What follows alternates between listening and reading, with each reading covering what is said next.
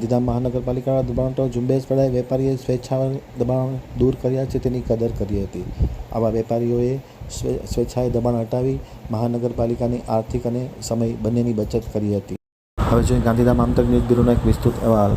ગાંધીધામ મહાનગરપાલિકા દ્વારા દબાણ હટાવો ઝુંબેશ શરૂ કરવામાં આવી છે। નોર્થ વિસ્તારના ચાવલા ચોકથી ઝંડા ચોક સુધીના પાર્કિંગના દબાણો બાબતે કમિશનર મનીષ ગુરવાનીની સૂચના અને માર્ગદર્શન હેઠળ દબાણ હટાવવાની કામગીરી હાથ ધરવામાં આવી હતી। કાર્યવાહીમાં મહાનગરપાલિકાના 3 જેસીબી, 4 ટ્રેક્ટર, 15 કર્મચારીઓ અને નાયબ મ્યુનિસિપલ કમિશનર સંજય રામાદુનની હાજરીમાં અંદાજિત 80 જેટલા દબાણો દૂર કરવામાં આવ્યા હતા।